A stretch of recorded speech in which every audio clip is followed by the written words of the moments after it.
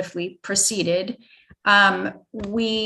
The city recognized that engaging in legal battle could cause harm to the community members that we were trying to help through the pilot. So though we are frustrated and disappointed, the original pilot could not move forward as planned.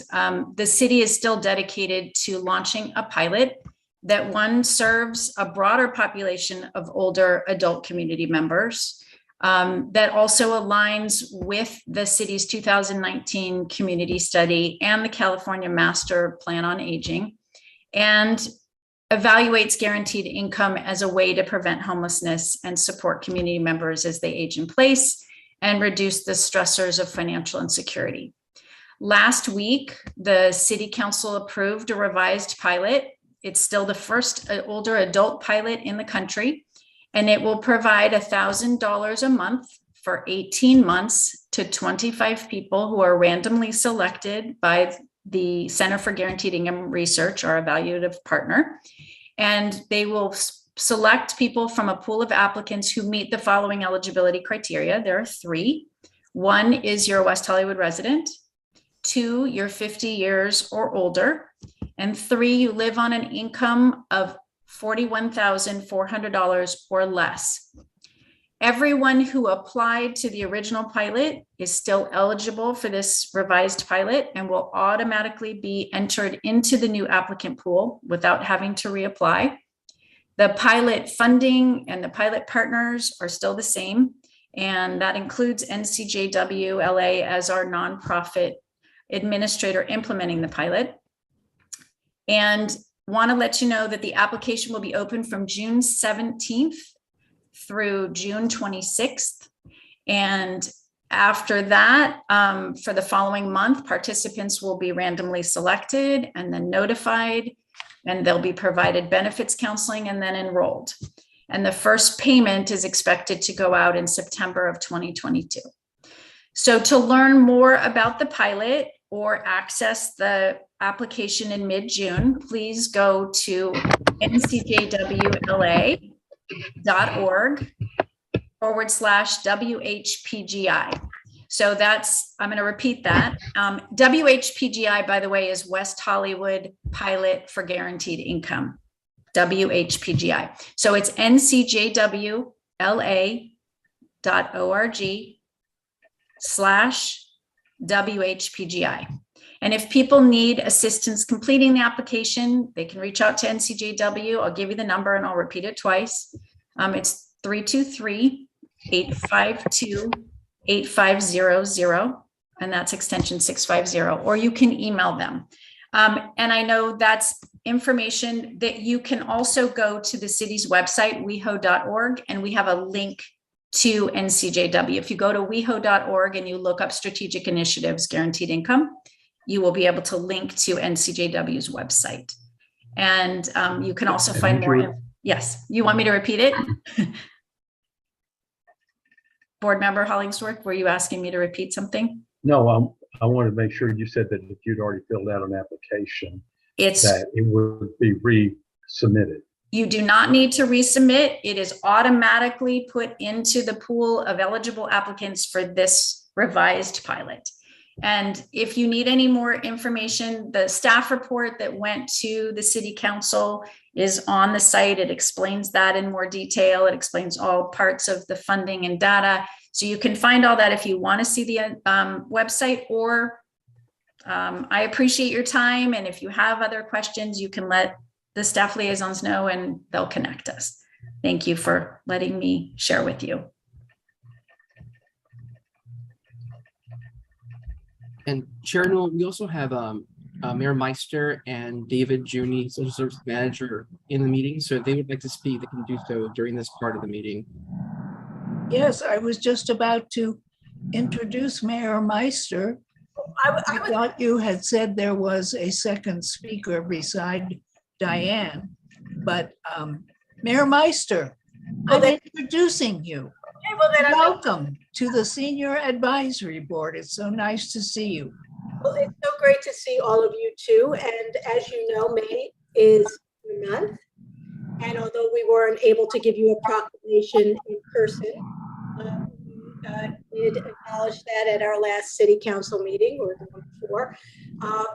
You know, really, I want to say on behalf of the entire city council and really on behalf of the entire city, that we appreciate everything you do on this board, and we really value our older adults and in this community, and just want to thank you for everything that you do, whether it's talking about things like transportation, which obviously is a big need in the community, or what we provide in terms of meals or housing. You know, we just appreciate that you're there to be our liaison to the community. So thank you so much, and thank you for having me. Getting lots of ghost noises. We don't want them, so go away. No ghost noises. David Juni with a new haircut. Welcome. Good afternoon, Chair Newell and Vice Chair Walkup and all of the members of the Senior Advisory Board. I'm David Juni. I'm the manager of the city's Social Services Division. I want to echo Mayor Meister and say thank you and congratulations on another year of service. Thank you for your work in planning for Senior Month and for today's meeting. As we all know, these are very challenging and ever-changing times that we are living in. And it's so valuable to have a board with lived experience and historic context to share and to provide, advice, guidance, support. And the city and staff look to you for that. So thank you so much. I also want to take just a second to thank staff for their work in supporting the work of the board. Leslie, Francisco, Katie, who couldn't be here today, and our newest member, Joyce. So once again, thank you, and I hope you have a great meeting today. Thank you, David.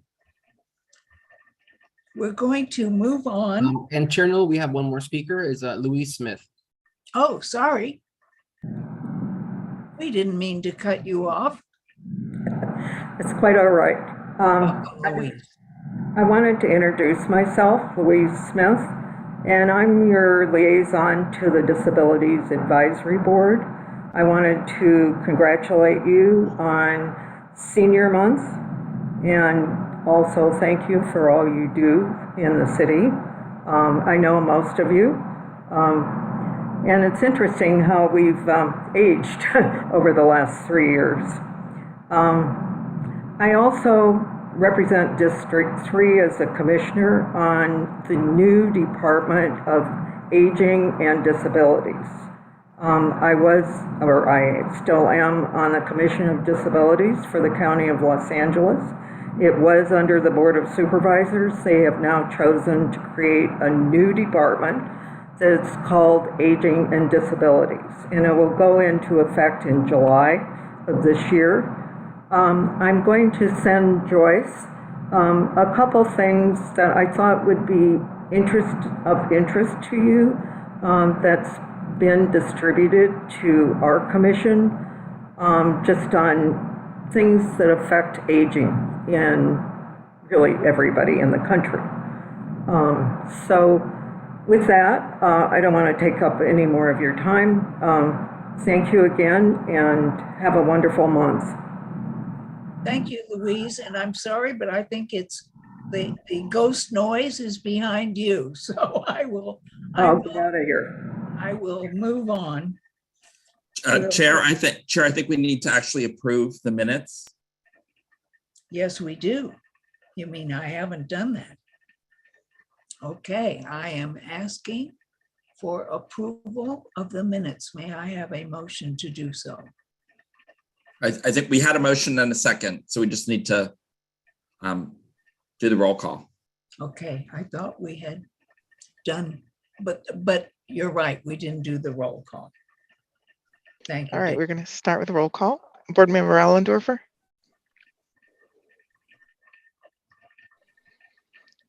Board Member Allendorfer. Unmute yourself, John. Aye. There you go. Okay, Board Member Braun,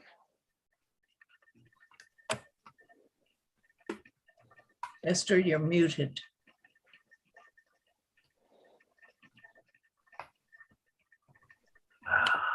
Board Member Braun, Just raise your hand, Esther, if you approve. There you go. Thank you. Board Member Dixon, Approve, yes. Board Member Eichmann, Aye. Board Member Hollingsworth, Aye. Board Member McNeely is absent, Board Member Sutton, Yeah. Vice Chair Walkup, Aye. and Chair Newell. Yes, aye. You have a quorum. And I will move on now to item 7, new business. And so I am to ask all of us going around to introduce yourselves and to talk to us about. Did someone have something to say? Okay, we're looking for you to talk to us about your role on the board and what it is you do and what it is you hope to accomplish. And Esther, since you're unmuted, can I ask you to start because you're alphabetical? Okay. Well, I guess John's alphabetical, but we'll go BA instead. All Your right. turn. All right. I'm the longest serving member of the board. I've been on since early 1990. I thought I would, at that time, we had 15 members at large. And very or no respect from the city as seniors. The people at Plummer Park had a once a year health day, and they got no attendance. 30 was a lot of people who came. As a board, we decided we're going to do a health fair, and we coordinated with Cedar Sinai and had a panel of doctors answering questions of seniors. We had tests of various kinds, and we had organizations and businesses that dealt with seniors in a room where they gave out literature and candy and information on what they could do for seniors. And all of that was at no cost to the city or the senior board. And we had flyers printed up telling about it, and that we were serving a free lunch. They just had to pick which one of 3 types of lunches they wanted when they registered to come. We had a turnout of over 200 people. It was so successful. It amazed the city council and the city government. And after that, we got respect. And we've had a health fair every year since then until this virus. And they've all been very successful, proving that seniors know how to do it. Wonderful, Esther. Thank you very much. John Allendorfer, tell us about your involvement with Senior Advisory Board. And okay, thank you, Chair Newell, Vice Chair Walkup, and fellow board members, and Mayor Meister. So good to see you all. I've been on the Senior Advisory Board since 2015, and my primary reason for being on the board is because it deals with issues facing more Americans as we are living longer. I mean, everybody's getting up there and 70, 80, 90. That's become normal. But it's taught me leadership. I was chairperson twice and vice chair. But I realized also that it's never too late to help our city, because I ran for city council in 2014 and I lost. But I then applied for the senior advisory board. And because of my past experience on different functions with the city, like I was on the first gay and lesbian board in the city of Service Forum, I've always had the interest. I went to meetings, so I thought it's never too late. I didn't make city council, but hey, maybe I can make the senior advisory board at 73, and I did, and I'm glad I've been on it ever since. And I just want to say one more thing. Myself, Joy, and Pat, we got the Senior in Action going. It's been going on for over 3 years. So I encourage any seniors listening, join us on the fourth Tuesday of each month. Join us for chat, join us for connection, and we Zoom, but hopefully one day we'll meet in person. But it's a great effort that we've got, and we have a good group, and we're connecting, despite or not. So please join us. Thank you. Pat Dixon. I don't want to be rude, but can I pass? I mean, I love being on the senior advisory board. I don't remember what year I went on. I think Esther is the only one that was there. I mean, that was there when I joined, and the other seniors were wonderful. I mean, you know, there was Rick, there was what's her name? With an M, and then there was Barbara Krupa, who got me on the senior board. And there was Bernice. I mean, it was a different makeup than it is right now. And I can't explain it, but I really can't really talk today. I don't know. It's not that, I mean, my heart is with the senior advisory board and I love being on it. And we've done a lot. And I think the senior center does a lot for us. And yes, I'm sorry. Thank you, Pat. No problem whatsoever. David Eichmann. Well, Esther's the longest serving member on the board. I'm the shortest serving member on the board. Most of that time when Esther You froze. was on this board, I was on the transportation closely with this board. And that's an area of interest that I still have, which is transportation. And as the mayor said, I mean, this is a key area for seniors. We want to make West Hollywood a city where you can age in place and you can get around and still lead an active life as a senior. And that really depends on all of the transportation options that we have in the city, and then making it a place that seniors, older adults feel safe. So those are kind of my two, I would say, main interests: transportation and public safety. Thank you, David. Michael Hollingsworth. Hi. I'm trying to remember when I came on the board. I believe it was 5 years ago, 2017. I'm not sure. I've been chair and vice chair.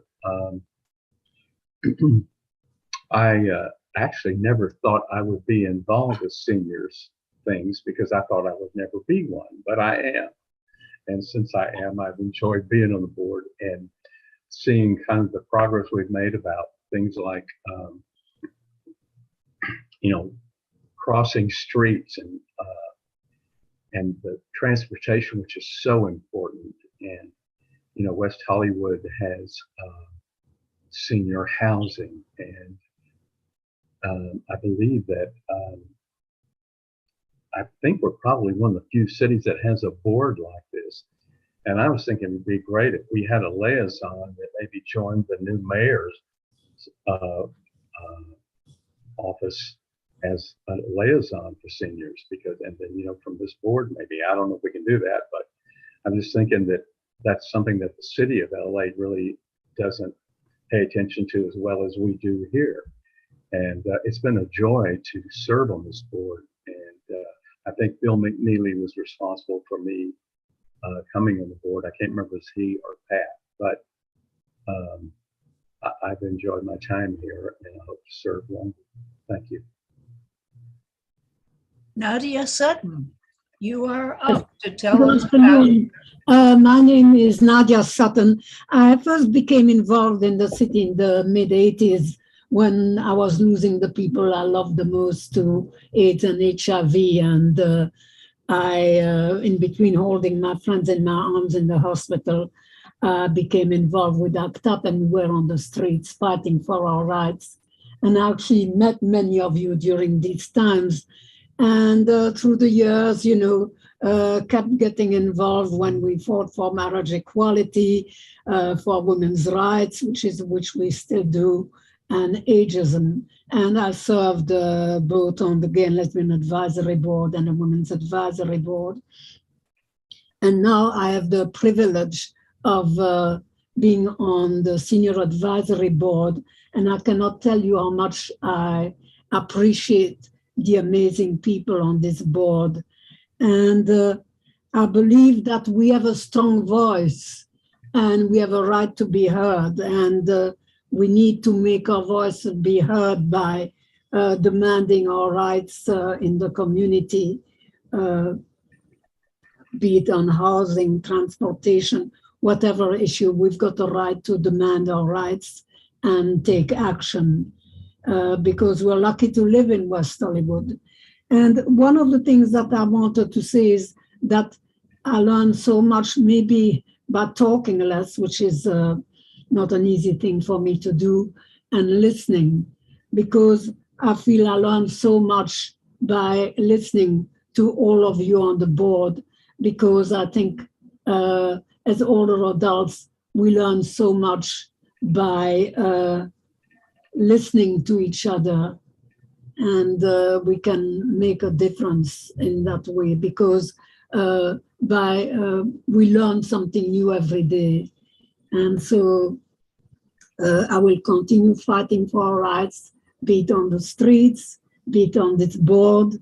And as I say, it is a privilege. And please, whatever we do, let us take time, besides all the serious issues, to take time to enjoy what this city is giving us as older adults, and take time to enjoy being who we are, and enjoy and appreciate each other.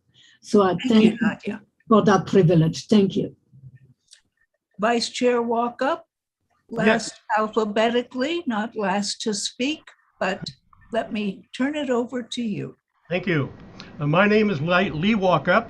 I'm a native of Beverly Hills, the city next door, and I graduated from UCLA, served as a naval officer in the Pacific, and I do have combat experience, taught naval ROTC at the University of Idaho, where I got a master's degree, and then I went back to sea duty and then left the service after 8+ years. I did 4 years of PhD work at Utah State University on the GI Bill, and then returned to Los Angeles to be in the family travel business. And for the last 4 decades, I've been a professional travel agent. And West Hollywood has been my home for the last almost 30 years. I was an elected delegate to a major political party national convention in 2008. Also, I'm a 34-year member of the Gay Men's Chorus of Los Angeles. 11 years ago, I was appointed at large by the West Hollywood City Council to the Senior Advisory Board, and have been a member and vice chair and chair of the board. It's really my honor to serve on this board and bring the activities and concerns of our older adults to and through the board to City Council about our lives as community members and residents of our 1.9 square mile city of West Hollywood. Thank you. Thank you, Lee. Michael Hollingsworth, you are absolutely correct when you stated that you've been on the board for about 5 years, because I believe that we came on the board at the same time. So that made me remember that it's been 5 years. I think what most of us feel about the Senior Advisory Board is that it makes us feel heard. And also it sends a message to our residents that West Hollywood leaders cared and care enough about older people to give us a formal entity through which we can advise them of our needs. And so we continue to serve in that role. And I am proud to serve with the rest of you. And thanks, Mayor Meister, for being with us and listening to all of us talk about our role with the Senior Advisory Board. And I am going to look at my own minutes here and see what I am moving on to. And it looks like it is time for us to hear from Brian Hamill, who is going to talk to us about senior center activity programs and, of course, improvisational activities. Well, and I see Marina is ready to speak too. So hello, everyone. Alex is on vacation, so I will take over. First of all, before I introduce Brian to all of you, I want to tell you about our activities. So in April, we held 29 weekly recurring events, 5 monthly and 14 one-time events. In April, we focused a handful on our events around the environment to honor Earth Day. There were 3 virtual trips to Vandy Museum, Shared Habitats, and Nature in the City. In Shared Habitats and Nature in the City, we learned about animals that live near and around our area. Shared Habitats focused on different bird species, and Nature in the City focused on animals that live within city parks. On April 27th, in partnership with the Russian-speaking advisory board, we held a special event in observance of Yom HaShoah. It was a heartfelt program. We watched a documentary, The Resort. It was about a transition camp in Terezin, Czechoslovakia. After the film, we had question and answers with one of the film producers, Svetlana Portnyanska. As you know, May is a special month. It is a senior month. In May, we honor Jewish and Asian American and Pacific Islanders heritage. So Jewish Family Service staff has prepared various presentations and workshops to cover the above mentioned celebrations. Now about the events that we plan to have, a little bit about the events that we plan to have in June. On June 1st, we will visit the Neon Museum. We will celebrate the Juneteenth. We will celebrate LGBT Pride Month with a virtual presentation led by JFS staff. And we will have Brian Hamill who will conduct another 4-part Improv for Fun series on Mondays in June at 3 p.m. And he will provide a preview of the class right after this introduction. So Brian Hamill has been teaching theater improvisation for over 20 years, especially to seniors. He has performed and written to CBS and Disney Animation. So please welcome Brian Hamill. Brian, you need to... Yep, I'm unmuted and I need to start my video. Yes, please. Okie doke. There. Great. Hi, everybody. Thank you so much for inviting me here. It's been a great meeting so far, really illuminating. So I've done a couple of workshops so far through Zoom, and I've been doing with other not-for-profits. I've been doing it for a couple of years through Zoom, and besides the decades of work that Marina mentioned before. So I'm just going to give you a test. I know I've got about 15 minutes here to work with, just a little taste of how we start a workshop. Everything is built on the association of statements made by other people, or, you know, if we were making gestures, the gestures of other people. It's very conversational. Improvisation is conversational. If you can have a conversation, you can do improvisation, you can do it on Zoom, and you can do it sitting in your chair. You can be as inanimate or as safe and still as you like to be. So I'm going to ask for some volunteers. I'm going to call out some names. Esther, you willing to join us on this little experiment? No, thank you. Okay, great. And Joy, can I count on you? Okay, Pat, put your hand in the air if you'd like to help me out on this thing. Just put a hand in the air. I've got John, great. Michael, fantastic.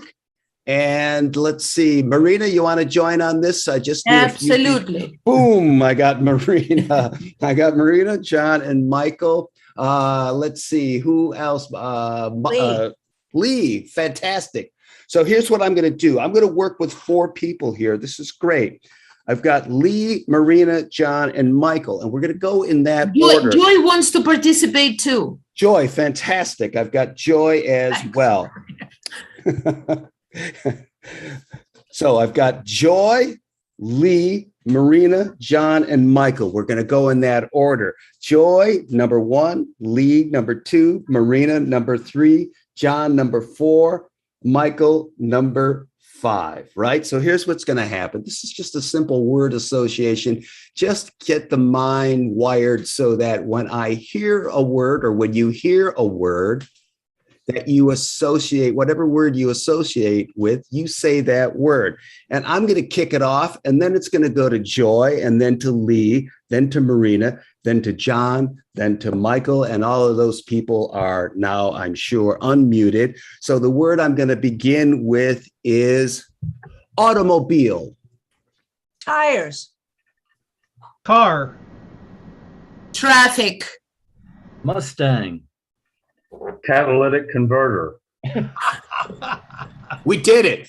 We just had a conversation. We just associate every one of those responses makes absolute sense to what you just heard. So in the moment, it makes sense, and the collective makes a lot of sense. Okay, great. So we're going to move on to another warm-up that I like to use. We're going to go in that same order. Now, here's what's going to happen.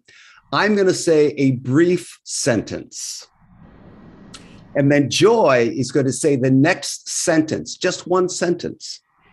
Her sentence is going to begin with the last word of my sentence. Then Lee's sentence is going to begin with the last word of Joy's sentence. And then Marina, likewise, the last word of Lee's sentence. Then John, his will begin with the last word of Marina's sentence. And then Michael, the last word of John's sentence. We'll see how this goes. Nice brief statement like, Samantha walked to the farmer's market.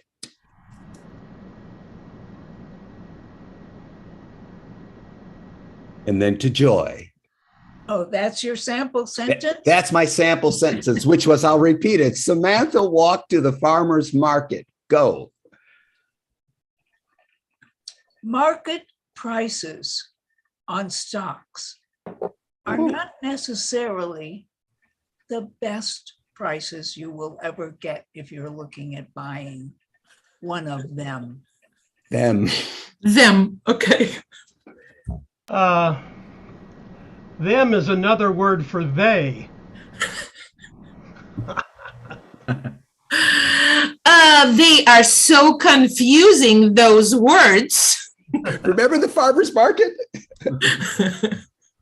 Words make me so happy. Happy is a state of mind that you can either agree to be on a day, or you can agree to be sad. Sad that on this particular day, it was raining at the farmer's market. That's it. We just got through it. So what's going on there is, I don't know if you felt this about yourself, but it takes super concentration, because whatever you do, you want to make sure that at least you serve the minimum requirement of this exercise, which was to begin your sentence with the last word of the prior sentence. But also, it keeps us within the context of some kind of a story we're trying to tell about Samantha walking to the farmer's market. So even if we go with, there was a they and a them, we still managed to make it work. And we made mention of the fact of market is like the stock market. All well and good. It just shows that we are connecting the prior person's thought or statement with our statement and handing it off to the next person, which is really what a story is, what a paragraph is. If we augment this with a little physicality while we're doing it, even better, even more convincing for an audience. So that's what we're working on. We're making something that hangs together because our contribution has some connection with the prior player speaker's contribution. So I'm going to go on and we're going to tell a group story. Doesn't have to use the last word of the prior sentence. It just has to follow our character along on a little journey. And in order to do that, we need to make this story be about something. So what we're going to do is we're going to make up our own proverb that we just invented right here in the here and now. Those things like, or those aphorisms, a penny saved is a penny earned, neither a borrower nor a lender be, always let a smile be your umbrella, that type of thing. Well, this one has never existed before this moment. It's going to begin with me saying the first word of it. Joy will say the second word of it, Lee the third word, Marina the fourth, John the fifth, and Michael the sixth word of our freshly invented aphorism. And I'll begin it with always open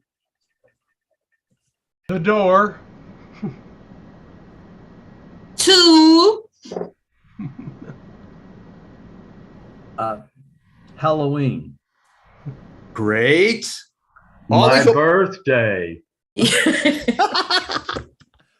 Did that get everybody? Always open the door to Halloween.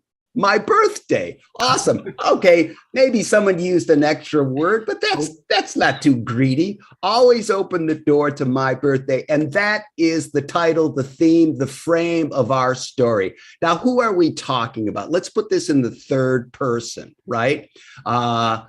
Let's just make up a name. Whose birthday are we talking about here? Michael's. Okay, Michael. So we're going to use Michael's name. So we're going to do this. We're going to refer to Michael in this, not the first person I. So our story is going to begin with Joy. He's going to say one statement. Keep it brief. Don't go crazy. But if it's two short statements, that's fine too. It's going to go from Joy to Lee to Marina to John to Michael. And then I'll jump in after Michael and put my 2 cents in, and maybe we'll go around 2 times here. It was always open the door to Halloween, my birthday. Was that what it was? Mm-hmm. Fantastic. So that's our general idea. Just keep that in the back of your mind. And our star of the show, the fun one we're following around with this adventure is Michael. Take it away, Joy. Give us our first statement. The whole sentence, Joy. Give us a whole statement, Joy, a whole first sentence there. And it's always open the door to Halloween, my birthday, starring Michael. Mm-hmm. So I'm supposed to say Michael's name at the end? Yeah, you say Michael's name at the beginning because we're telling a story about Michael, something to do with Michael, Halloween, and a birthday. But you just a little smidgen of just the beginning, one statement. Take it away. We, like Michael, all have birthdays. Beautiful. Go, Lee. We could enjoy Michael's birthday with him. He lives just a block away from me. Fantastic. Go, Marina. I would enjoy celebrating Michael's birthday if only he could invite me to his birthday. Oh, John. Michael had the scariest costume on his birthday, and he had a real knife. Whoa. Then it goes to Michael, right? That's because I was angry that they stopped celebrating my birthday on the city of West Hollywood for 2 years. Sure, a little undiplomatic, but it makes its point. Moving back to joy, keep us going here. Something's going to happen. Scary. There is no sense wasting time worrying about what didn't happen. Yeah, that's deep. Well, this coming year, we're certain to have a Halloween birthday for Michael when the city gets the act back together, because COVID is going away someday soon. I'm still curious. Is he going to invite me to his birthday? Michael better change costumes, and I think he would be a sheep herder. It would make me a lot happier. Mm-hmm. Marina, would you like to be Little Bo Peep this year? Absolutely. I'll meet you at Sweetser and Santa Monica Boulevard. And they met at Sweetser and Santa Monica Boulevard, and they said, we are going to sit here for years until they have that Halloween party here again. The end, if you don't mind. All right, great. So it wasn't all in the third person, but clearly everyone is listening. Everyone is connecting. Everyone is engaged. They're associating the statement they heard from a different player. And we could tell when some people were quoting themselves, like when Marina was saying, hey, I wonder why I didn't get an invitation. So some of it was in third person and some of it wasn't. That's okay. Those things kind of rectify and remedy themselves. But the real moral of the story is we told the story that if there is an audience here, actually, there's a big audience that you see off video here. This is a story that maybe they'll throw a thumbs up if they agree with me. It's a story they actually could follow along with and make some sense out of because it had some context.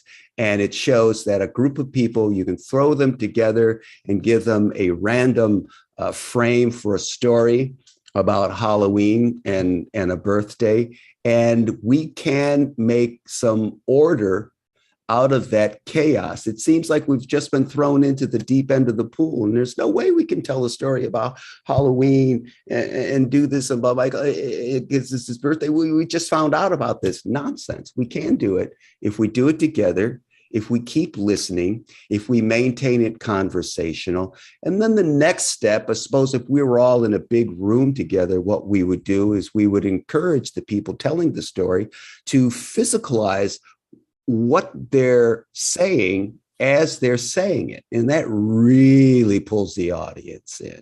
You know, if I say, I decided to climb the ladder to the top of the high dive.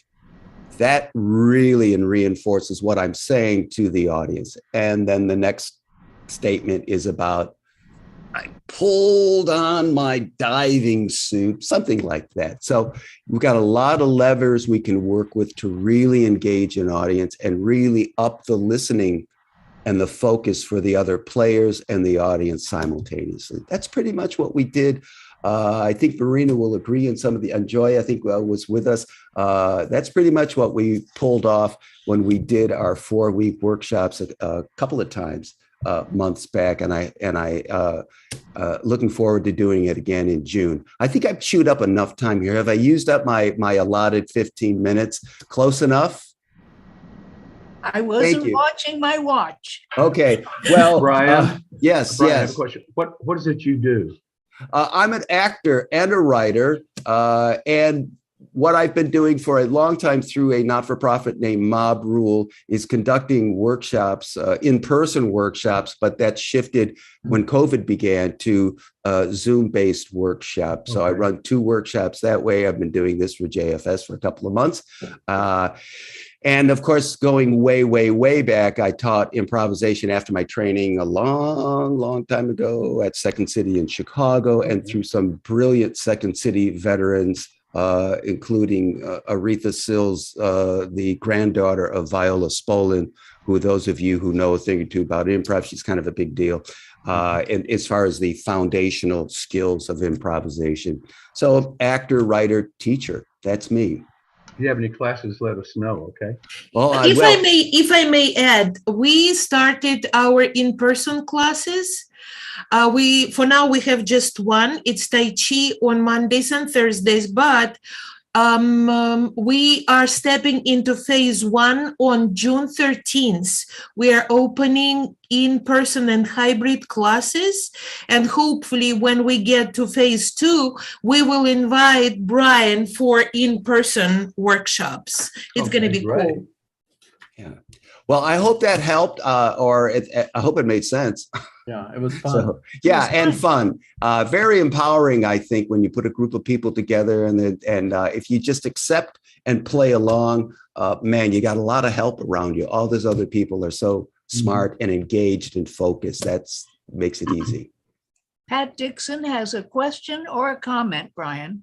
Okay. It's a comment. I took, I think, the last 2 of your classes, and it Yes. was wonderful. Oh, that's a great comment. It was absolutely, it just flowed. And so if you're interested in taking the class, I mean, it's really great. Yeah, it's an hour and it goes lickety split. Absolutely, Yeah. absolutely. So I look forward to it, except I have something to do on Monday at 3 o'clock, but I'm going to try. But you're a wonderful teacher. Oh, thank you.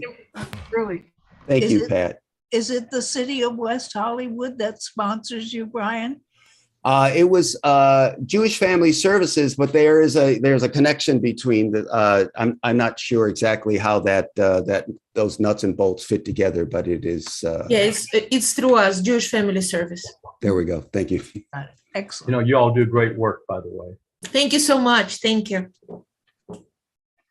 Okay. I guess that's it. Thank you all for having us, and please join us via Zoom or in person. Right. Bye. Bye, Marina. Thank you. Bye-bye. Thank you all. Thank you very much. Thank you, Brian. Sure. Mm-hmm. We are moving on to item 7B, which is items from Senior Activity Program. And That was just it. okay, I guess We're 7C now, Chair Newell. you're right. 7C. We did. So next we move on to overview of upcoming Pride events. Who is presenting? Is that you, Francisco? Or That is not. That is Megan Reeves and Cleo Smith. There you are, Megan. Hello. Hi. Hi, everyone. I am Megan Reith, and I work in the city's event services I made myself division. some coffee. I don't know if I got the real And, coffee. and I'm, looks like we have,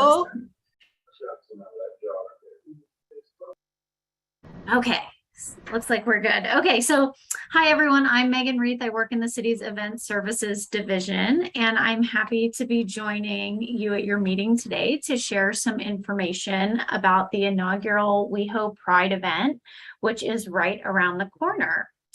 So the dates for the inaugural WeHo Pride event are Friday, June 3rd, Saturday, June 4th, and Sunday, June 5th. And we have sort of 3 primary components planned. There is a free WeHo Pride street fair, which will take place on Friday, Saturday, and Sunday. And that will be held on Robertson Boulevard between Santa Monica and Melrose, and the top portion of San Vicente Boulevard, just adjacent to Santa Monica. And so that will be, there will be a stage and some programming elements, some booths from exhibitors, sponsors, and community groups. And that's a free and open to the public area of the WeHo Pride weekend. And I'll go through the hours in just a moment, but that is on Friday, Saturday, and Sunday. Also on Friday, Saturday, and Sunday, there will be a ticketed concert called Out Loud, Raising Voices. It's an award-winning concert that celebrates LGBTQ artistry. And that will be held in West Hollywood Park on Friday, Saturday, and Sunday. And I'll go through the hours of that in just a moment too. On Sunday, there will be the inaugural Weho Pride Parade. And the Weho Pride Parade is going to look similarly to, it's going to look similar to the parades, the Pride Parades you've seen in the past. It will step off at Santa Monica Boulevard and Crescent Heights on Sunday, June 5th at noon. And it will travel westbound along Santa Monica Boulevard, ending just past the park around Robertson and Lapeer. And that will be at noon. There will be a KTLA broadcast special of the parade between 1 p.m. and 3 p.m. on Sunday. And there is an ADA viewing area of the parade that will be set up at Sal Garriello's Veterans Memorial Park at Santa Monica and Holloway during the parade. And so those are sort of the three primary components of the Weho Pride weekend. Once again, as in years past, the weekend will sort of kick off with the Dyke March on Friday. That'll take place on Friday, June 3rd at 5 p.m. And that will launch out of a parking lot on Robertson.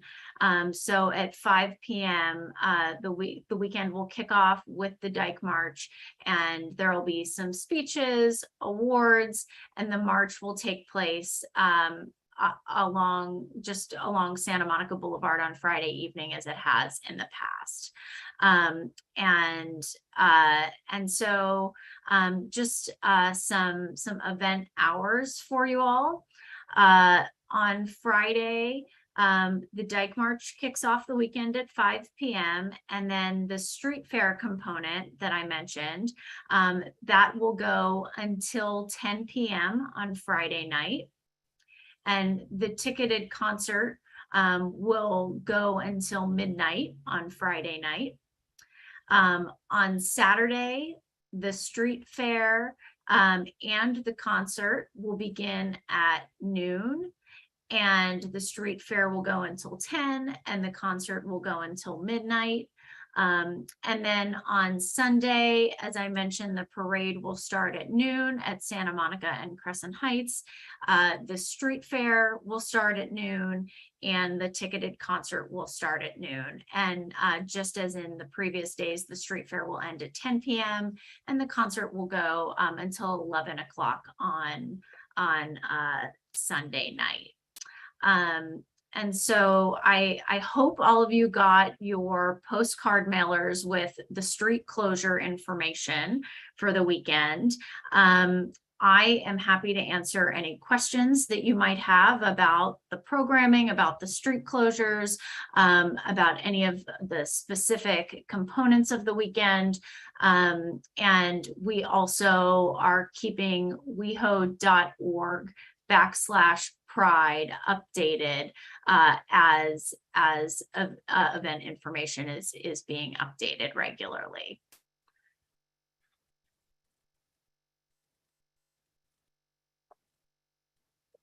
And that is sort of the overview, but as I mentioned, I'm happy to answer any questions that anyone has. And we hope to see you all there to celebrate the inaugural Weho Pride. I have a question. Sure. The boards and commissions taking part in the parade this year?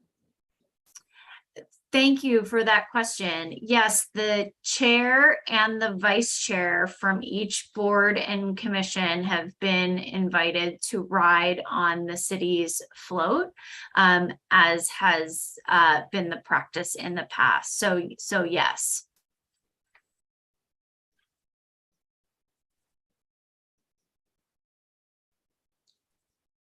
Yeah. You're muted, Joy. I was curious. Yeah, well, the street fair, that's open to the public, correct? That's correct, yes. For the ticketed concert, are discounts or passes being offered to board members or senior advisory board members? You know, the concert is not being produced by the city, so we don't have discounted tickets that are available. But I can look in to see whether there are any discounted tickets available, but that's not something that the city is currently offering because it's not something that we are producing. Thank you. Lee Walkup has a question for you, Megan. Yes, what is the venue for the concert? Hi. Great question. So the concert is being held in West Hollywood Park. I'm sorry I didn't mention that. So it's in the park. In the park, yeah. So the concert itself is in the park, and it's sort of flanked by the free components.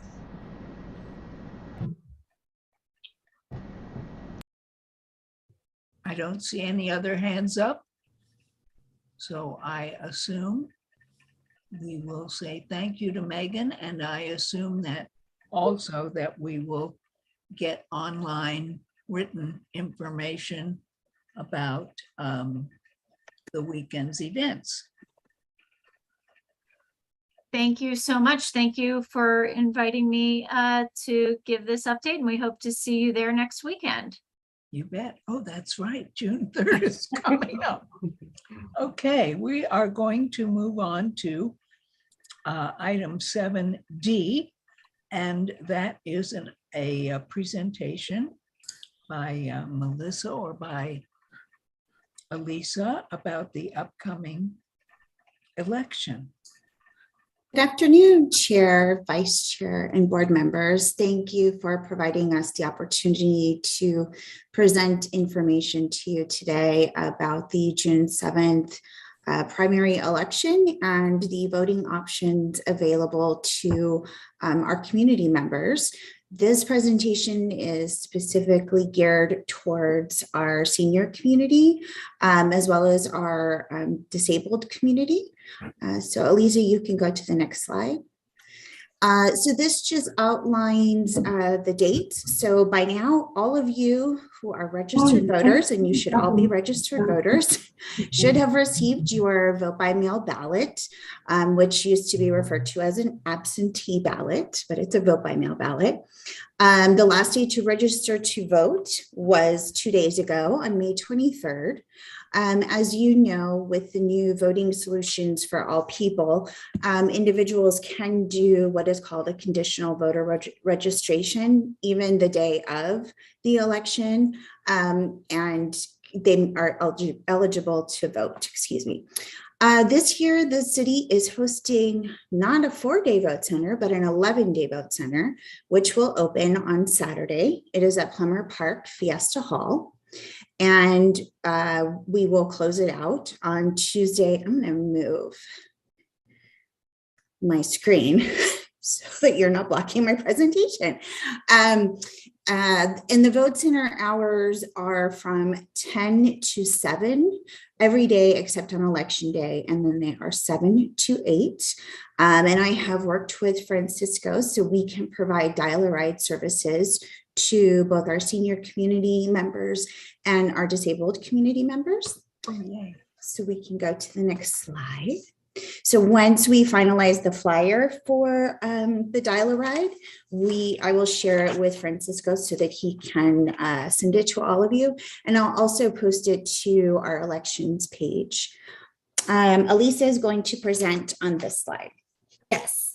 Hello, everybody. My name is Elisa. I am the Assistant City Clerk, and we are going to talk about checking your voter registration. So I'm sure all of you are registered, but if you yourself or your family members or friends want to make sure that you are registered, you can check on the LA County Registrar Recorders site, which is this website right here. And I'll show you for a second what it looks like.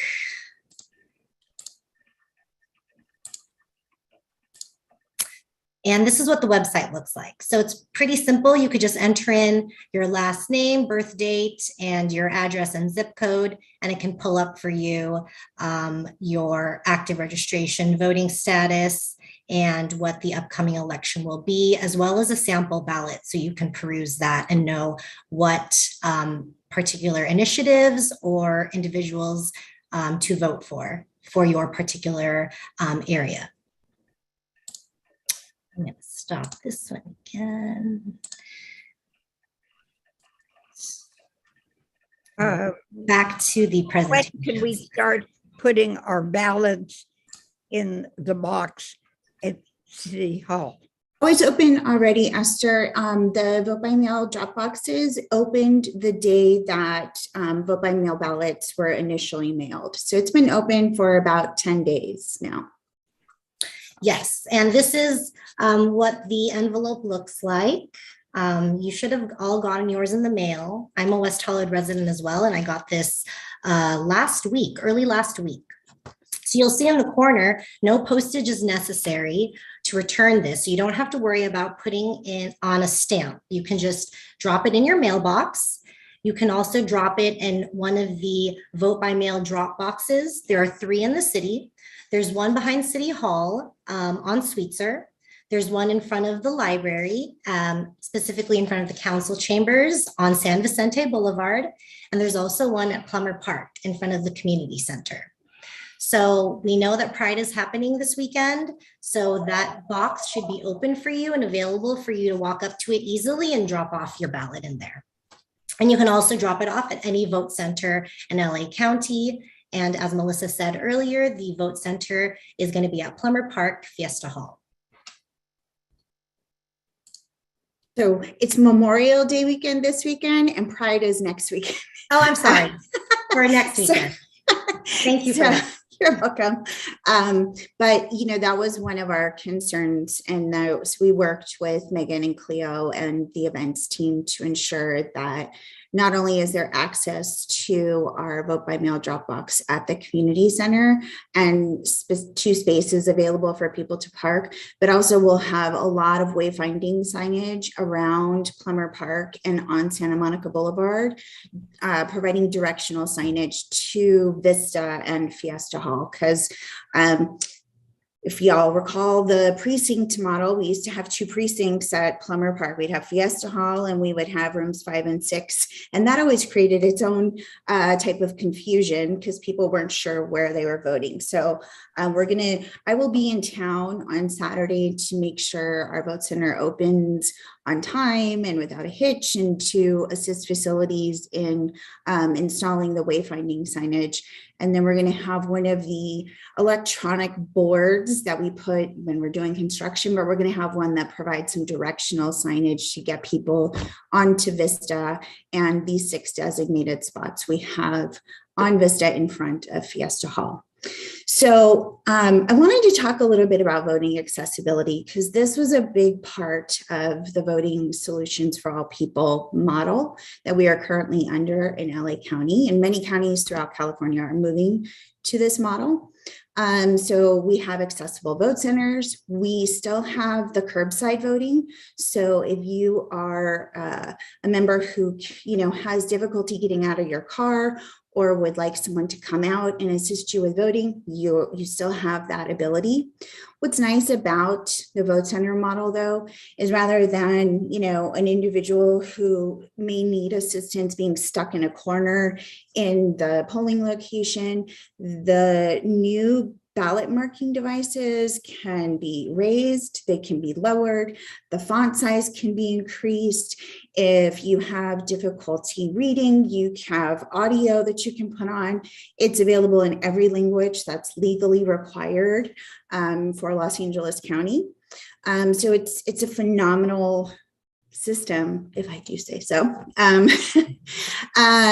So curbside ballot marking device, again, the font size can get bigger. What's great about it too is everything remains the same. So it was developed in such a way that as much as I increase or decrease the font, what is on that current screen remains. But just so everyone knows, these are not connected to the internet.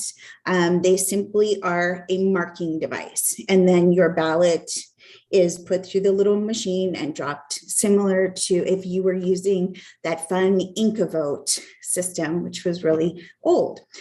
There's also what's called remote accessible vote by mail. So you can actually go online and vote online.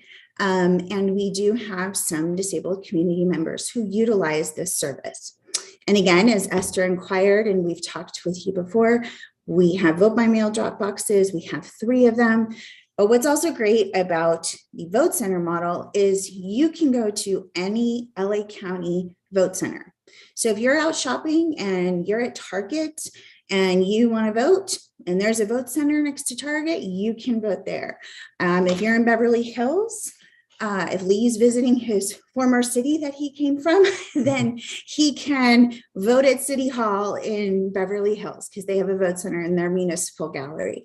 So this is what I think LA County did such a phenomenal job in working with so many different community members, whether they were seniors or disabled. This ballot marking device, if you only have the ability to use your toes, you can vote using this ballot marking device. So they have really tried, we have really tried to make sure that voting is as simple and accessible to everyone who wants to vote.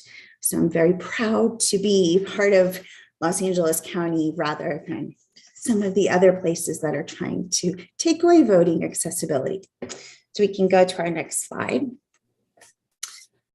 So accessible vote centers and accessible vote by mail. So we kind of covered this already. The challenge that with Zoom is if I click on these, it opens a new window. We have to do a new share screen. So I'm going to keep it simple so that if you have questions at the end, we can talk about that.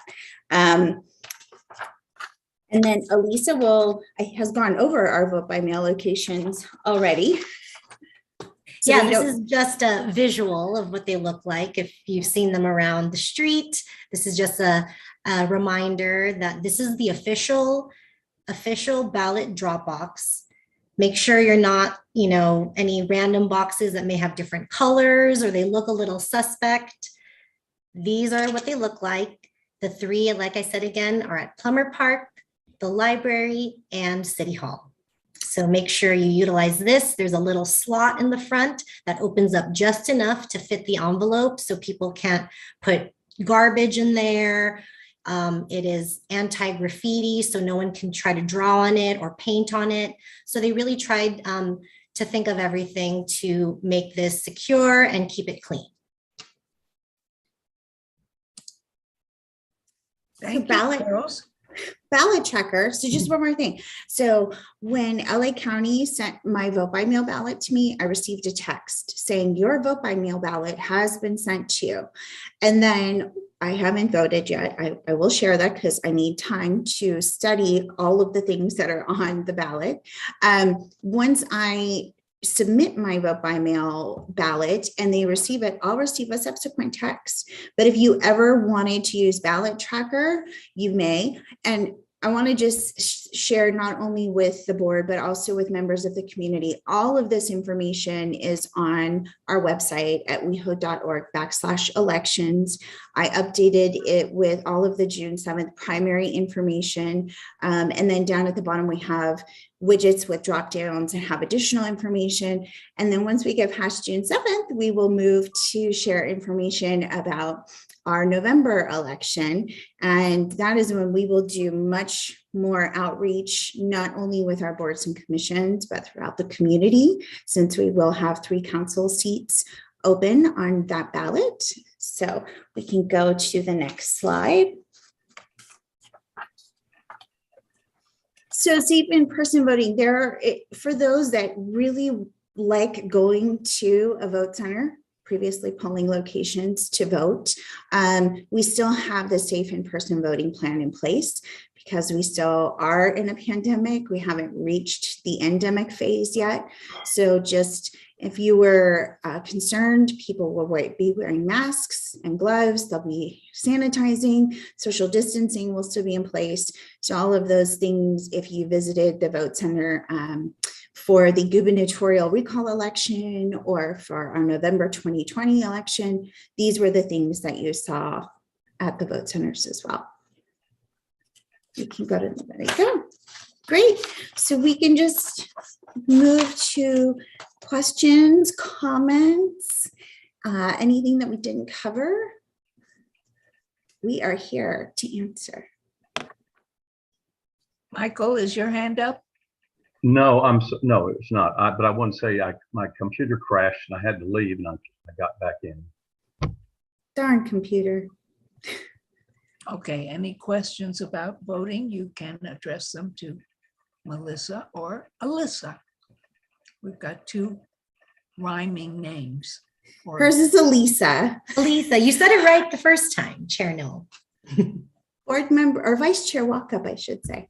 Yes, Lee Walkup has a question apparently. I did a volunteer effort the last election time frame with an organization that provided poll watchers. And I'm pleased to say that I did poll watching at several places in West Hollywood, and I did one, of course, at Plummer Park. And everything was above board, everything was wonderfully working, things went well, there seemed to be no problem. Just a reminder for all of us, there's no electioneering within 100 feet of a polling place. I notice when we look at news broadcasts of other cities and other venues, the signs and the placards seem to be almost inside the voting booth. That is not the case in California.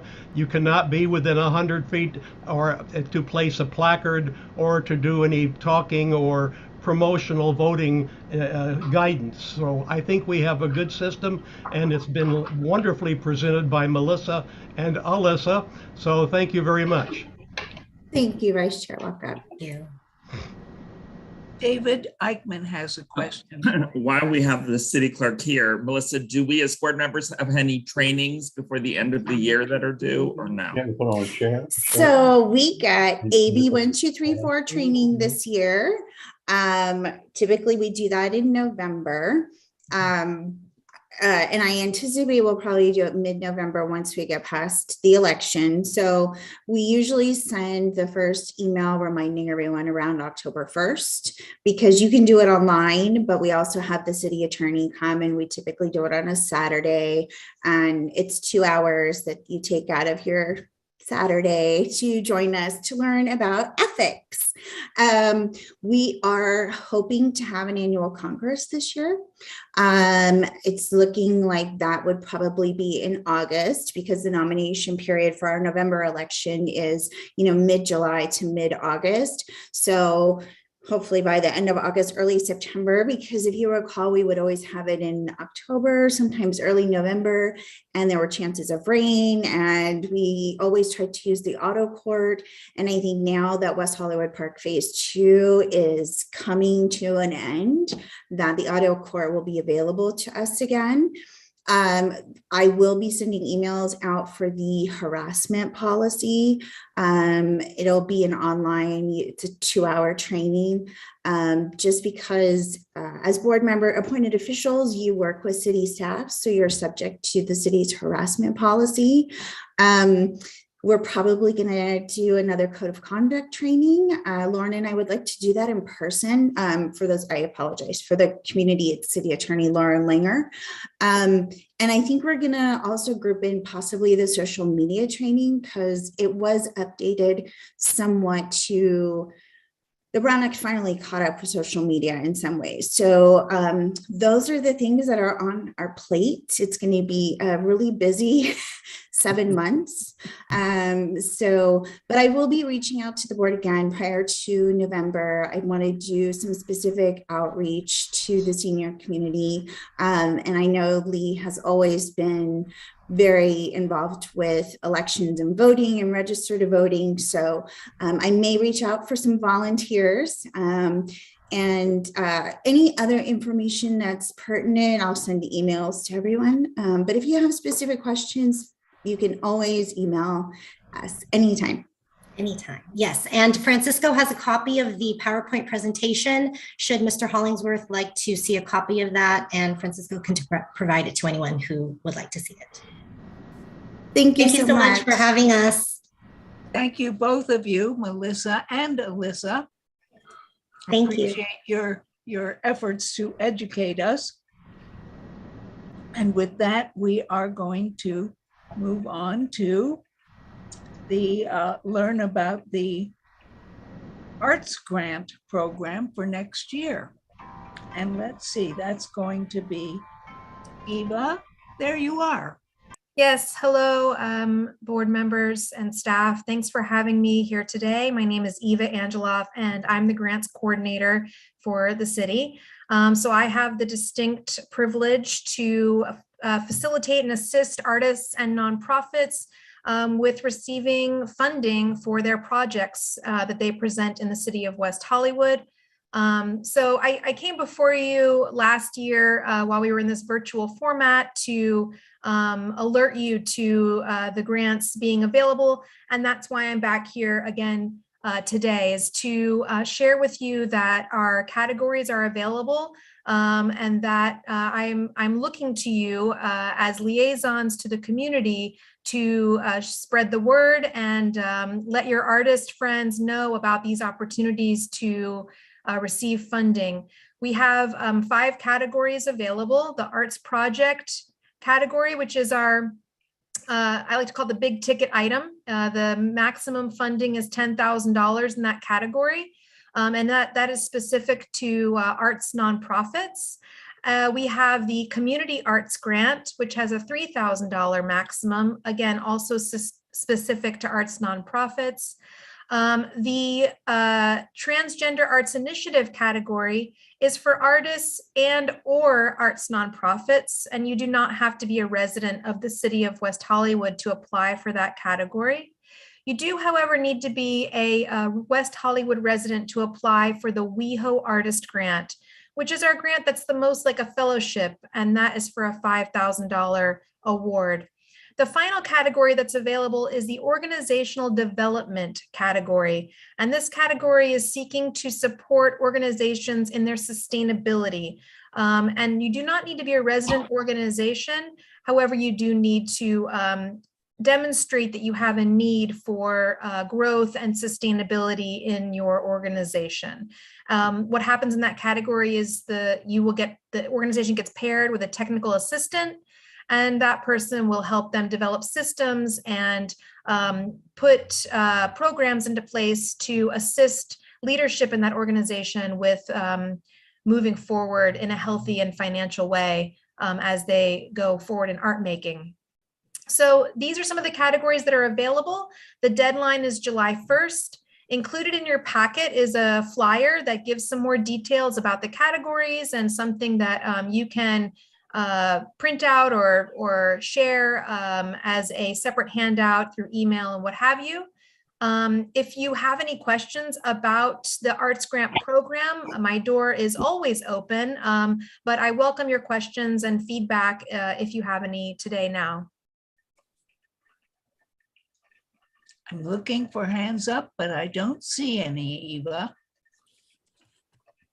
Thank you very much. Thank you so much. And I'm just proud to say that our senior residents and constituents and audience are participatory in the panel process and throughout our funding process. We had a high percentage of seniors as grantees in our last round of funding. So again, I just want to encourage the board to share this opportunity, as I know there are many, many artists, both residing in West Hollywood and adjacent, who could really utilize this tremendous opportunity. I'd also like to take a moment to pass the mic, so to speak, over to Mike Che, our arts coordinator, to talk about some of the upcoming events that we have.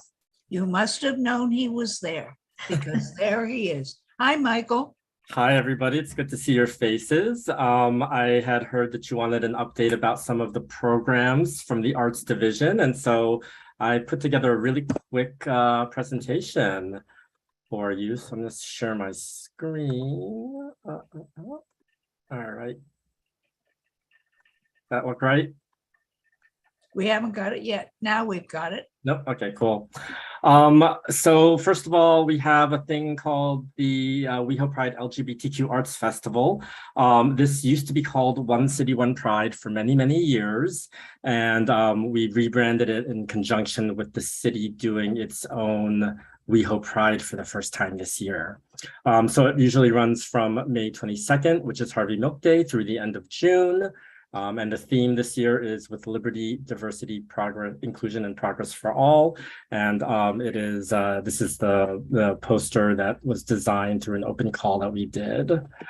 Let's see. Oops. And so yeah, we've got a mix of virtual and in-person events. Most of these are free to attend.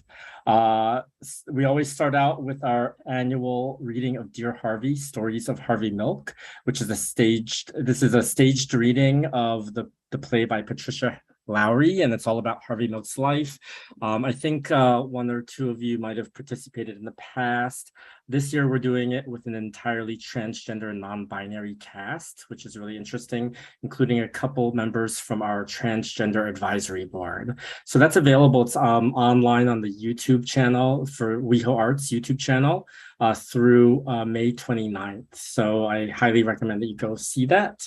We've also got an online exhibit, which is part of the Queer Biennial. That'll be online basically starting 2 days from now through August. And we've got a literary event, part of our WeHo Read series, where LGBTQ authors discuss the ways we can connect and love each other in the online and virtual world. Here's the flyer for the Dear Harvey reading. And then, oh yeah, we installed this mural just a couple of weeks ago on the side of City Hall, also in conjunction with our arts festival. This is an artist named Latoya D. Peoples, and this mural is called Our Pride. Couple other virtual programs that are very specific to seniors that I want to call out for you. We have been working with a group called New Stages Oasis Theater Company for about 8 years now. They always get funding through us to do a program, and they are a senior theater group. This year, they're doing an intergenerational project where they pair LGBTQ seniors and young performing artists and are creating they're creating 3 episodes of performing arts pieces that'll be screened once per week on the 7th, 14th, and the 21st of June at 7 p.m. Those will also be available other times too throughout the month, but they'll have like a launch party at 7 each of those dates. And then also Queerwise, which is a multi-generational writing collective. They're doing another intergenerational program, also pairing younger people with older people to do sort of workshops where they create writing and presenting that as well on June 23rd. There's another writing workshop that is available for you all to join in on if you want. It is it's called Write Out Proud. You can sign up for these free workshops. I think there's still some room, although very little room left because it's almost June. One group will be meeting on Wednesdays evenings, and one will be meeting on Saturday afternoons. 1 to 4 p.m. for Saturdays, 6 to 9 p.m. for Wednesdays, and they'll be meeting throughout the month, and then there'll be a presentation at the end of the month for any participants who wish to, read their work aloud. And this is by one of our WeHo West Hollywood residents, who's an artist named Don Tinling. And he he sort of modeled this project after the HIV Writers Workshop, which he's been conducting since 2007. In person, we do have a lot of in-person stuff happening. These are all groups that have gotten funding through the Arts Division. Pride Poets is a really great project. It's typewriter poetry. So you go and you can go in person to the street festival, June 4th and 5th. You'll find an LGBTQ poet on a typewriter. They'll write you a custom poem, any topic you want. It usually takes about 5 minutes to write it, and it's a really heartwarming thing. I myself participated in this as a writer when we just a couple of years ago, and people cry. Like it's very, very impactful. So I really highly recommend you either go to the June 4-5 weekend, or you can call in to a hotline on June 11th from 11 a.m. until 2 p.m. And then once again from 11 p.m. on June 11th to June 12th, 2 a.m. and have a poet write a poem for you over the phone. Also on June, also part of the big weekend, we've got a performance called Church of Trans Love. It's a musical trans non-binary take on ecclesiastical worship. Sort of it's a whole interactive performance piece. On June 9th, Vox Femina is doing a presentation on queer and trans stories at Congregation Colomie. June 18th is a very busy day. There's two things happening in Plummer Park. One is QCon, which is an LGBTQ comics convention. And the other is GMCLA doing a free mini concert based on their Queen concert. I know Lee is part of that, so you should go and support your fellow board member. And then we also we funded the Pride Variety Show at the LA LGBT Center. Still online if you haven't seen it yet. It's so good that I'm gonna just keep on pushing it. It's the LGBTQ history tour, and it is a tour that we worked with this historian named Stuart Timmons, who's pictured there in the wheelchair. He got a stroke before he was able to finish the tour. I had heard about it, invited them to apply for funding, which they did. We were able to finish this, presented in person 3 times between 2015 and 2018.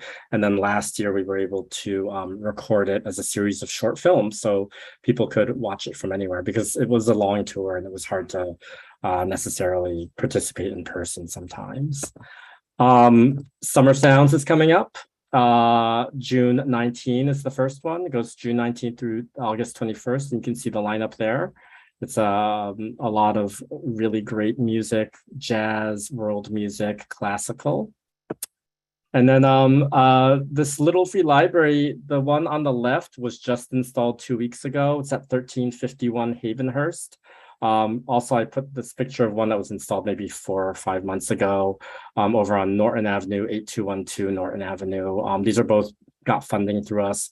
So I just want to bring up that you can also apply and get funding to put one up, because people really seem to enjoy them. I know Joy has one. Thank you, Joy, for hosting one.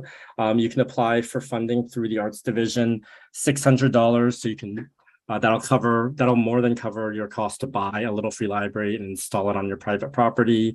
And we gave you a little bit extra just so in case you need to hire someone to install it and all of that. And then the Friends of the Library have generously offered to provide you with books, but people are supposed to take a book, leave a book. It's a community book exchange. So it's a really great project. And then, yeah, that's really it. Also, we do have, I'll just call out that we have Summer Sounds coming up. Summer Sounds is coming up, but Free Theater in the Park is coming up in September as well, which will be in person. Thank you, Michael. Thank you. If you have any questions, I'm happy to take any questions you have. Or John Allendorfer has a question. Sure, John. Yeah. Hi, Michael. I was such a fan of the Gay Men's Chorus, tribute to Queen. What time is that on June 18th in Plummer Park? What time? 4 o'clock is the time. If I know it, let me make sure and look it up. He just said 4 o'clock. 4 p.m. So he should. And it's outside? Yeah, and you have to RSVP. So you all of the LGBTQ festivals information you can find at pride.weho.org. It's also, there's a link from weho.org/pride. You can find all of those. The link to RSVP for that concert is there. And that one is one that they're asking people to RSVP ahead of time. That makes sense, yeah. Yeah, great, thank you. Okay, thanks. Any other questions? Thanks again, Michael. Thank you. It's great to see all of you. And happy Thanks. Senior Month. Thanks. We are moving on to item 8 on my agenda, on everybody's agenda. And it says items from staff. And I've highlighted city clerk, so maybe Melissa is coming back. No, looks like Leslie is going to do it, or Francisco is going to do it. So I have 2 items, Chair Newell. The first being, so this month we tried out a new way to get agendas to board members, and I'm hoping that everyone received theirs before the meeting. So you can provide feedback to me on how that went. If it was successful, we'll definitely do it again this coming meeting and meetings moving forward. Pat So, Dixon is shaking her head no, that she didn't get it, but everybody else apparently did get How theirs. did you send it out? it was sent out last Wednesday. You mailed it, right? It was by mail, yeah. Usually I've gotten them before, but I didn't get it this time. We have horrible mail service in my neighborhood. I don't know. I'm not taking it personally, but we hardly ever get mail. Well, I'll give you a call after the meeting, Pat. Just want to make sure that the address we have on file for you is correct. It should be, but in case there is an error on our end, we'll correct it, and hopefully you get that agenda by mail moving forward. Okay. But I'm glad to hear that most members got their agendas on time, which is good. So we'll try this again next month, and hopefully then. I never get mine by mail either. Okay, then we'll see. It might be a USPS delay, but anyway, we'll try to get those out earlier to make sure that everyone has them well before the meeting.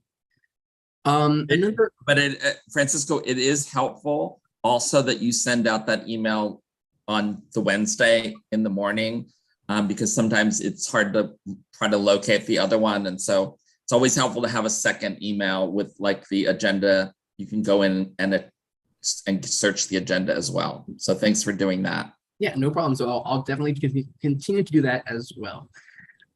Next item on my list was just, so we were planning to resume in-person meetings starting in June. I believe by now you must have received a notice from the city clerk that that's being pushed back due to a rise in COVID-19 cases. So at least through the end of June, all board and commission meetings will be held virtually. So we'll keep you posted on any new direction we get from the city clerk regarding the return of in-person meetings. So that's it for me. I'll hand it off to Les to see if she has any other items to add. Okay, nothing from Les. So I think we're good. We can go on to the next item. Okay, next item. Since you have no additions to public comment, I'm sorry, Chair Newell, we do have Councilmember Horvath present, so she might have some comments to add during this part of the meeting. I see the council member. Hi, Councilmember Horvath. I can even pronounce your name correctly. And you're on mute, Councilmember. You are. Is now a good time? There you go. Perfect. Well, I just wanted to come and wish you a happy senior month. We certainly appreciate the work that you do every month and all the time, but especially this month, I know we focus on the work that you do, the ways that you uplift visibility for our seniors in our community and advance very important policies and create awareness for our older adults and seniors in our community. And we thank you for the work that you do. This is a very important time, especially because I've heard a lot of the topics. I got here a little late, but I heard a lot of the topics you were talking about, and I'm glad that we're making sure that seniors are able to vote, that they're able to be engaged in Pride, and that we see you at all of the events that are ongoing through this summer. It's nice to have people back together in person, as long as we're able to do so safely. And I know LA County continues to give us advice on how we do that with relationship to COVID. So we watch our COVID numbers. But I hope that everyone has a wonderful senior month, a wonderful Pride, and thank you for all of the work that you do. Council Member Horvath, I would like to very inappropriately wish you the best in your race for county supervisor. Thank you very much. It's so nice. I'll ask the council member, how many hours of sleep did she have last night? You don't want to know. You don't want to know, but the most important thing is that we keep working on the things that are important for our community, and that's what I'm trying to do, and I know you are too. So thank you for that. Whether it be on 2 hours of sleep or not. Yep, we got to keep going. There's a lot to be done. Okay. Thanks you very much. I am moving on to items from the board, and those will include adjournment motions. And unfortunately, we have adjournment motions which deal with deaths. I didn't pronounce it correctly, but John Allendorfer, your adjournment motion, or? Yeah, I just items from the board. I just wanted to say that, we met on Tuesday for Seniors in Action. It was a small group, but hey, we're still going strong after 3 years. Connections are great. Conversations are great. We get, a new person once in a while. So again, for the public, the fourth Tuesday of every month, please join us, and you can contact Alex at Jewish Family Services to get on the email list. It's connecting with humans, and like anything, the human connection is the most important thing. And then I can make adjournment motions now too. Yes, please. Okay, yeah, well, I'm sure it's on everybody's mind, the whole community of the world, to adjourn in memory of the Buffalo shooting victims and the Texas shooting victims. And I'm sure we're in sync with the whole world on the horror of it. And hopefully our politicians will do something this time. That's it. Yeah, I think we could even have a moment of silence in memory of those who died. So let's do that. Just thinking about them and their families.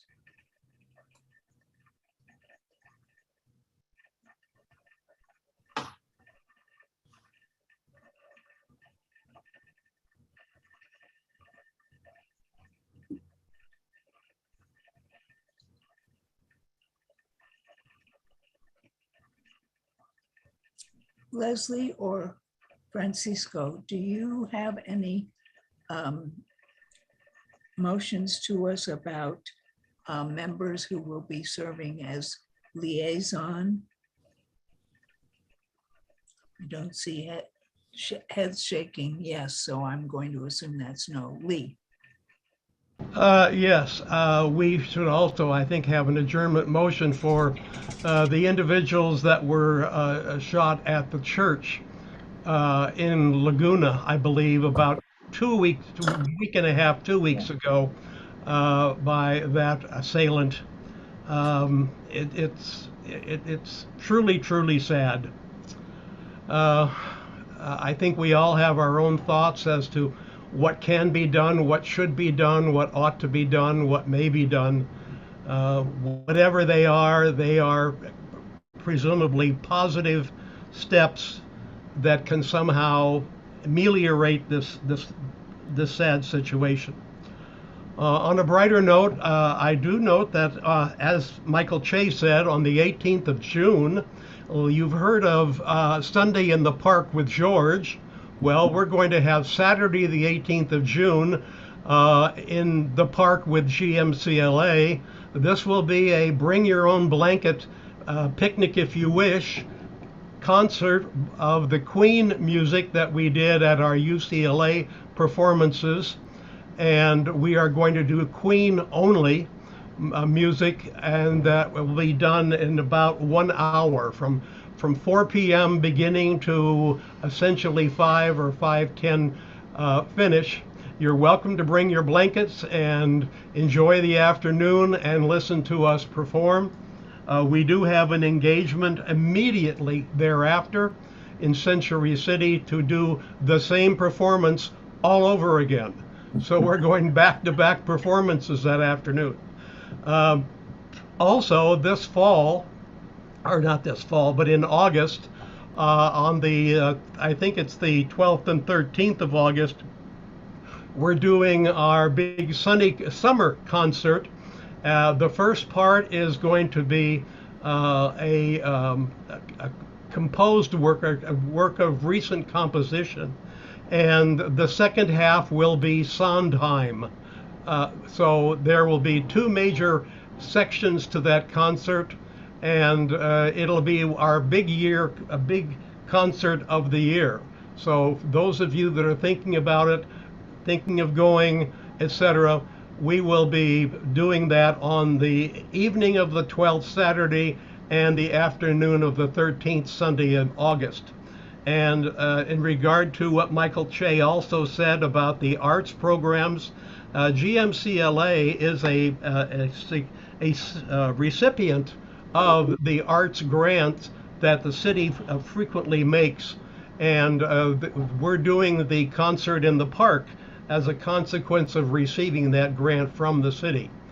So I hope you come and enjoy us and pull up a snowball, as it were, in August, and listen to us to do the music of Queen. Thank you. Lee, what's the date of the concert in the park? Concert in the park with GMCLA is the 18th of June, Saturday. Oh, yes, thank you. We will be there at 3 to do warm-up and rehearsal and whatever else we're going to do. And then at 4 o'clock, we will do the music of Queen. Yeah, in our costumes. I do see that, but it's... Yeah, we will do the music of Queen in costume. We're all doing costumes of the 70s. I think I meant to ask about the date of the Sondheim concert. That is the 12th and 13th of August, Saturday night and Sunday afternoon at Royce Hall at UCLA. Thank you very much. David Eichmann has a question or a comment. Comment. So actually the Transportation Commission meeting for this month was canceled, so no report there. But this morning I participated in the Community Safety and Wellbeing Focus Group, along with a member of the Public Facilities Commission and a member of the Russian Advisory Board. And they asked us a series of questions regarding public safety in the city. So the city's putting together a survey of stakeholders, and the firm, just a bit of a history. So the firm is based in Toronto, Ontario, Canada. And the first question was, well, why are we hiring this? Well, because the province of Ontario mandated that all cities in that province do this. And so they've had a lot of experience in doing these kind of surveys. So it was an hour well spent, and I obviously kind of talked specifically about, I think, issues that I think the older adult community is concerned about. David, that would be my question, specifically regarding West Hollywood. Has anyone brought up the issue of traffic and people crossing the street? I know they're supposed to use crosswalks, but sometimes crosswalks are far, far apart for older people. Right. So, I mean, that's more transportation related safety. I think this was more share our issues with the sheriff and kind of dealing with more broader issues, and obviously explaining that we contract with a larger agency. We don't have our own police department, but obviously discussing the things that the city does well and the areas there are room for improvement.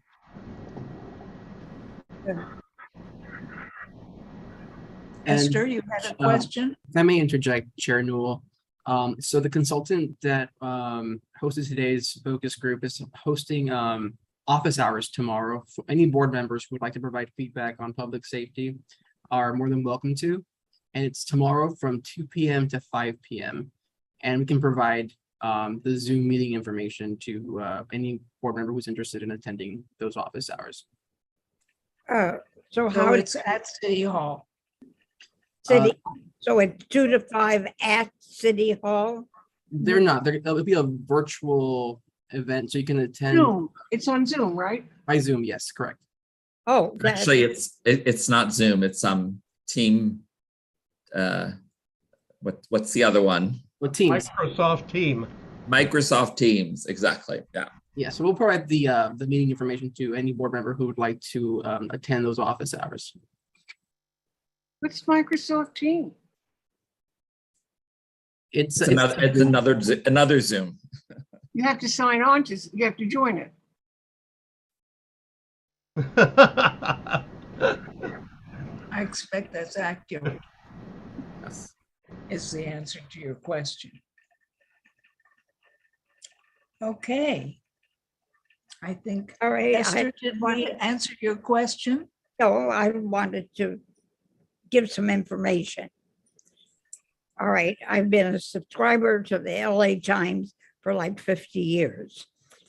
And they have now changed their payment address from LA County address to Phoenix, Arizona post office. And my first check that went to them was never received. Never cleared the bank, they never got it. Then I got another billing and I paid it, but I sent it,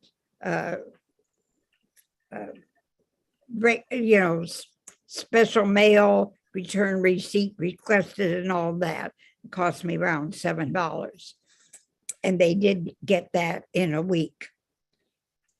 Now I spoke to somebody at the Times. They don't know why they've changed payment from California to Arizona. No answer about that. But they are allowing me to send my check to the Times office in El Segundo. I don't feel that this post office in Phoenix, whoever is processing their things, is very well run. For instance, the signature on the receipt is a stamped one by somebody at that post office, not by somebody who actually got my check. So I don't know, they could not tell me where the money is actually going, to a bank in Arizona. Is it all sent back to El Segundo, to the headquarters? No information, but they are allowing me to mail it to the newspaper headquarters in El Segundo now. So if any of you are subscribers and have noticed that your check is going to Arizona, I don't know if yours is being processed properly or not, but you could call the Times subscription office and ask if you could send it to El Segundo. Thank you, Esther. Problem Esther, I just have my Pat? payment taken out of my account. I never send any check. They automatically deduct it from my. Well, that's fine for younger people. When you're older, Do you want to have an automatic thing that's going on after you die? That's why I pay by check. Well, you look pretty alive to me, I Esther. subscribe for, I'm paid through June 18th now. Well, I might be alive or not, but I certainly don't want them charging me every month on a credit card after I'm dead. That's why I don't have any of those. Problem with the times noted by Esther. And I think it is time for me to say that we are going to adjourn today's meeting Chair Newell, until our next meeting. Joy, I have a question. Does anybody know when rent will be restored? I mean, when your rent will be raised? They have put it on hold for the past 3 years, and I don't know when it's going to be restored, the rent increase. Oh, I do think that we should put that on the agenda for next month. That's a very important thing for seniors in West Hollywood, because we're under rent control. And when will our rent go up? Yes. Because it's been frozen now, so I don't know when, they're going to, start the regular. Unfreeze it. That's a good enough question, board members. I don't have an answer at this moment, but I can follow up with you all next month with an answer. I did see that Councilmember Horvath started her camera, so she might have an answer. So my understanding is that the CPI calculation is supposed to have happened this month. So the council will get an update next month as part of the budget. What the CPI, what the proposed increase that's calculated by staff is. So we don't have that information yet, but we should be getting an update next month. And then should the council approve it, then the process would happen later this year after the council approves. So it's 2 months after the pandemic is over, or whatever considered a normal state of life. Is that right? So it's 2 months after. Oh, I see what you're saying. So there were a couple of things. So what I was just referring to is that council gave direction that rents could not be increased at any time during this period.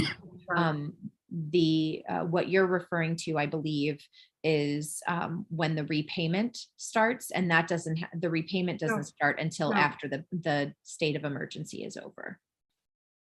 No, I was referring to when the rent, like my rent has not been raised now for 2 years. So. Right. And so there's a period of time after the pandemic when the rent increase will go into effect. No, that's not how it works. So the rental increases happen on are calculated on it in normal times, are calculated on an annual basis. And that calculation takes place in the month of May. And then it gets put on a council agenda, so we understand what's coming. It goes to the Rent Stabilization Commission, and it goes through a process to eventually be implemented a couple of months later. At this point, I don't know what the CPI calculation has been this month. It hasn't yet come to the council as far as I know, but should the council approve a rent increase this year, it would not be implemented for a couple of months, but we should know more next month. Oh, okay. I thought, Lindsay, that you were saying that the subject of rent increases is usually considered in May. So I would think that would be May of 2023. No, the calculation, the CPI is the amount, it's between 0 and 3%. That calculation, whatever it is, happens during the month of May. and then it gets noticed at a couple of different meetings before it ultimately gets implemented. So I'm not familiar with whether that calculation has yet been done or what the number is, but it will come to council first, and it has not yet come to us. Thank you. Mhm. Lee. Just a general thought, and I think Pat referenced it earlier in the meeting, and that is, are any of you all being subject to what I would call mail-less days? We recently had mail-less Monday, mail-less Tuesday, and mail-less Wednesday for our entire building of 15 units. And we did not see the postal carrier lady, and then finally someone showed up on Thursday with back mail, and we frequently get what I would consider to be back mail because we do have this service daily that tells us what our mail could be. Right. And I frequently find out that X and Y haven't arrived yet, but Z is here. So I'm just wondering if you all have any mail-less days. Yes, I have a couple of them during the week, and zero mail, and then it comes in a big stack the next day. The same thing has happened to me.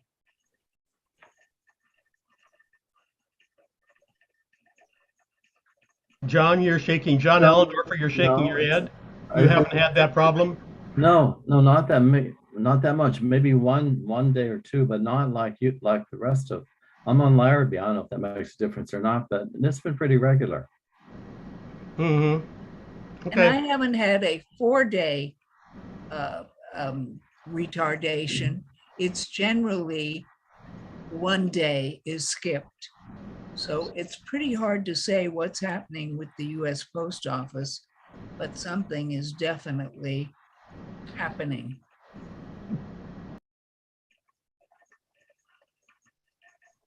Yes. You had a comment? I think we should have that on the agenda and have someone from the post office come and speak to us. Well, the president, he's trying to get rid of the director, DeJoy or LaJoy. He's the director, and he's still up there. And it's like, if they can get rid of him, then I know that's when the problems began. Yeah, the head man is still there from Trump. And I just have one complaint. I get at least 5 phone calls a day with numbers and names asking me about my warranty. I mean, it's driving me nuts. I get it on my cell phone and my landline, and I try and block each call. And if I call the number back, the number is not in use. In other words, it's a stolen number that they put up there. I'm losing my mind. I'm losing my mind with all these. It's like 6 calls in a row. Raise your hand if you are troubled by that kind of phone call. Yeah. You don't have it, Lee? No. Just don't answer them. Oh, I don't, but it's really, it's just an annoyance, a big annoyance. Yeah. I don't answer them. Council Member Horvath has a comment, Joy. No, I was just raising my hand that I get those calls too. Oh. Yeah.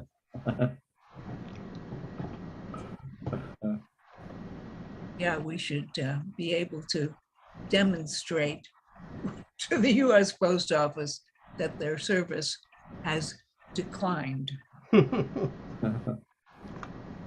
am going to now adjourn our meeting, and our next meeting will be held on Wednesday, June 22nd at 2 o'clock. And I assume, John, that that will mean that Seniors in Action is going to be held on June 21st. It's usually the day before the Senior Advisory Board. Right.